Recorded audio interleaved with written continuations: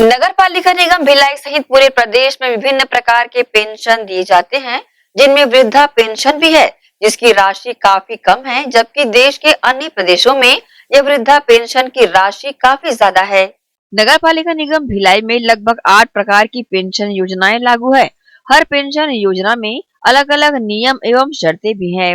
बावजूद इसके नगर पालिका निगम भिलाई द्वारा दी जा रही पेंशन की राशि ऊंट के मुंह में जीरा बराबर लगती है। भिलाई के एक बुजुर्ग जो कि मूलतः आंध्र प्रदेश के निवासी हैं, उन्होंने भिलाई नगर के विधायक और महापौर देवेंद्र यादव से एक कार्यक्रम के दौरान चर्चा की और बताया कि आंध्र प्रदेश में वृद्धा पेंशन राशि 500 से शुरू होकर आज 2250 रुपए प्रति माह पहुंच गई है, जिससे आंध्र प्रदेश के बुजुर्गों को वृद्धावस्था में भी सम्मान से जीने लायक राशि प्राप्त हो जाती है और भिलाई सहित प्रदेश में ये राशि काफी कम है। यथास्थिति हमने भिलाई नगर निगम के जनसंपर्क अधिकारी से इस बारे में जानना चाहा तो उन्होंने इस तरह की प्रतिक्रिया दी। देखिए, नगर पालिका निगम भिलाई क्षेत्र में 6 प्रकार की पेंशन योजनाएं जो है संचालित हो रही हैं और बहुत से क्राइटेरिया हैं जिसके तहत में पेंशन दिया जाता है और प्रति माह जो एक्चुअली ये ऑनलाइन सिस्टम है। ऑनलाइन सिस्टम के माध्यम से जो है पेंशन प्रदान किया जाता है। इसमें जो डॉक्यूमेंट्स है, जरूरी डॉक्यूमेंट्स हैं, वो लिए जाते हैं और लेने के बाद में पूरे जोन से कलेक्ट होने के बाद में इसको वेरीफाइड करके जो है पेंशन दिया जाता है। सर, किस किस तरह का पेंशन योजना है? थोड़ा देखिए, इंदिरा गांधी पेंशन योजना है और निराश्रित पेंशन योजना है, विधवा पेंशन योजना है, इस प्रकार की पेंशन योजनाएं अपने यहाँ संचालित हो रही हैं। वृद्धावस्था वाली जो पेंशन है, सीनियर सिटीजन पेंशन, उसमें कितनी धनराशि दी जाती है? देखिए, वृद्धा पेंशन योजना जो है उसमें 80 से जो 80 वर्ष के हैं उनसे नीचे कम आयु वाले लोगों को पेंशन दिया जाता है और इसमें 350 की जो प्रति माह की राशि वो प्रदान की जाती है। और 80 साल से ऊपर के लिए सर? 80 साल से ऊपर के लिए नहीं। जो हम लोग सियान सदन है, 60 साल से ऊपर जो हो जाता है वो सियान में गिनती आ जाता है। कहीं पर भी नौकरी करता है, चाहे प्राइवेट हो या सरकारी हो, वो रिटायर हो जाता है तो उनको तो एक छोटी सी पेंशन मिलता है, किसी भी बहाने से पेंशन मिलता है, उनका जीवन यापन चल जाता है। लेकिन होता क्या है कि जो प्राइवेटों में काम करता है, ठेकेदारी वगैरह में, इनका जो है उनको तो पेंशन मिलता नहीं।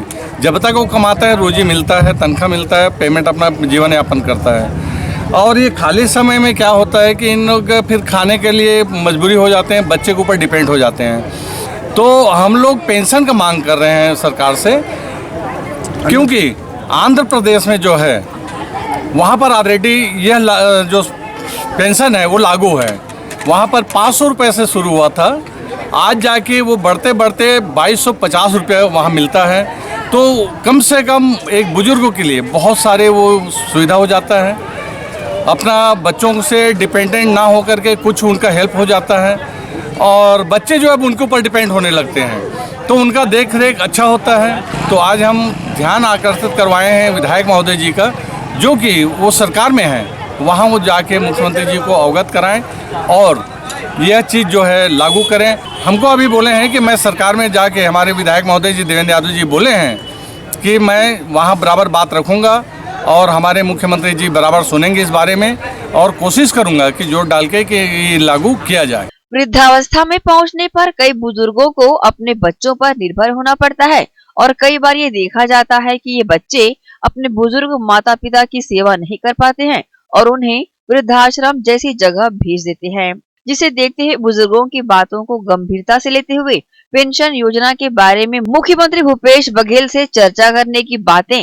भिलाई नगर विधायक और महापौर देवेंद्र यादव ने कही है।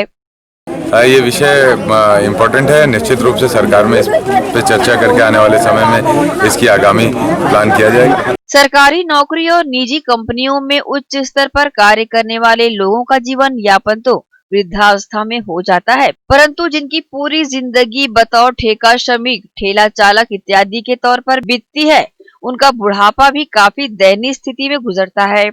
ऐसे में यदि प्रदेश सरकार की तरफ से आंध्र प्रदेश सरकार की तर्ज पर इस वृद्धा पेंशन को बढ़ा दिया जाए तो उन बुजुर्गों का बुढ़ापा भी सम्मानजनक स्थिति में गुजर सकता है। ग्रैंड एशियन न्यूज के लिए भिलाई से संतोष शर्मा की रिपोर्ट।